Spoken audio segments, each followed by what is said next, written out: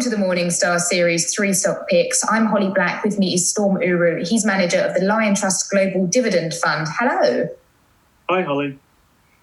So you've got 3 stocks for us today that, despite all the recent turmoil and dividend cuts, you're still feeling pretty positive on. Where would you like to start?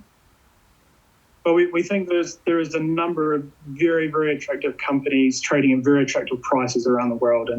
And fortunately, they're still in a great, strong position to continue paying dividends, and fingers crossed that they'll also be able to increase their dividends over the next 3 to 5 years. And so should we start first with Apple? It's in a fantastic competitive position. It's a company which has executed so well in the last 10 years. It's got a strong balance sheet. So it's got a net cash position on its balance sheet of over $100 billion. So well positioned to weather the transitory weakness as we go through an unknown economic time. And there were initially, at the start of this crisis, some worries about its supply chain, a lot of which is in China and Asia. That seems to have abated. And now, presumably, because we've all been stuck staring at a screen for 6 or 7 weeks, their products just become more important. Yeah, you're dead right. And the thing is that every 3 to 4 years, we're going to be refreshing our iPhones.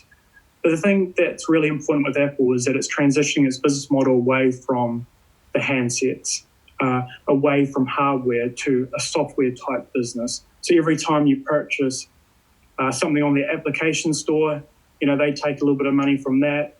And also they're transitioning to a wider product variety with its wearables sort of product line. So AirPods have been a revolution in terms of listening to music on the go, communicating with people, and communication between people across geographies is still so important. So we think that Apple, with its product positioning, its relevance in everyday life, plus its strong balance sheet, we remain very positive on its long-term prospects.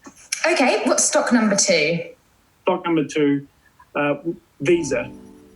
With this crisis, it's forced a lot of us to shift their spending habits to online. This is a net benefit to Visa, but what really is the underlying growth driver of this company is transitioning from a cash-based economy to a cashless-based economy. And we're currently, from a global perspective, only around 10 to 15% of the way through that. So we've got a long runway here for Visa. It doesn't have any real competitive threats. It operates in a duopoly, so a very strong competitive position. And it's been growing its dividend now at over 20% over the last 5 years. So we think it's a fantastic income stock to continue to drive income growth to us as shareholders. We have no concern over it cutting its dividend. In fact, we expect it to grow its dividend this year and emerge from this crisis in a very, very strong financial position, ready to take on the new world. And that cashless trend has just been accelerated by the recent crisis because people don't want to handle physical money. So what is our final stock?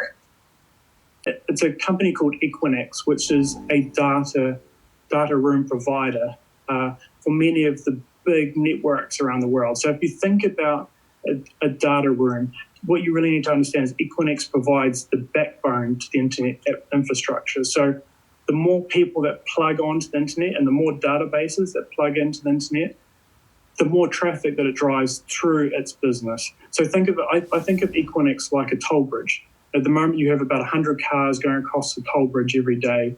And if that increases to 500 cars, there's no marginal cost to the actual toll bridge, but the revenue that you take drops straight to the bottom line. Now, Equinix is a REIT. So what that means is that as the profitability of the company grows, that comes straight back to us as shareholders in the forms of a dividend. So as more traffic migrates to digital cloud, to companies executing a digital transformation of their businesses, and some of the laggards in the industries across all sectors transitioning to a digital workplace, we anticipate Equinix to really benefit from this switch. Storm, thank you so much for your time. For Morningstar, I'm Holly Black.